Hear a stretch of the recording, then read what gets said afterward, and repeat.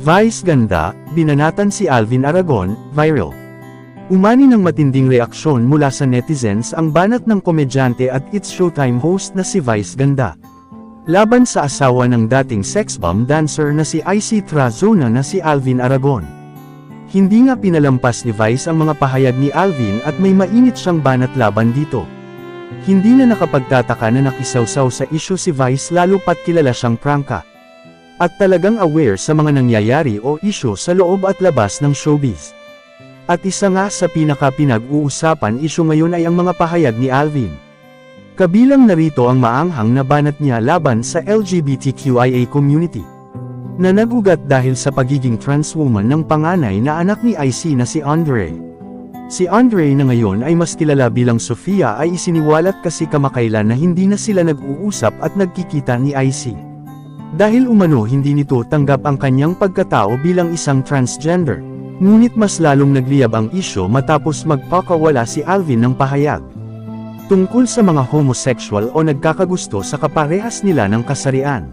Ayon kay Alvin, makasalanan ang mga tulad nila at ipinapatapon ng Panginoon sa impyerno. Samantala, nakarating na nga kay Vice ang isyo at sa latest episode ng It's Showtime binanatan niya si Alvin. Habang kinakausap ang isang contestant, bigla itong tinanong ni Vice kung alam ba daw nito kung ilan ang utos ng Diyos. Sumagot naman ng 10 ang contestant.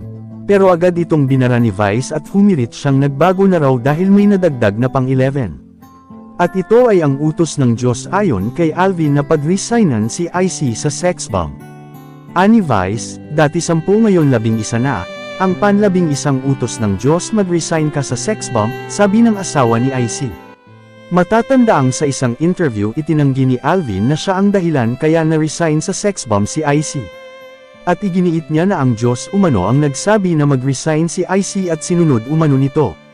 Ani Alvin, sinasabi nila, kaya pala wala sa sex bomb si IC dahil sa lalaking yan eh. Teka lang ha, matagal nang wala si IC sa sex bomb 2009 pa lang, hindi pa nga ako yung asawa eh. Sino nagpa-resign kay IC sa sex bomb? Ang Panginoon noong naging Christian si IC, pinag-resign ng Lord. Samantala, hindi lamang si Vice ang nagbibiro tungkol sa pahayag ni Alvin.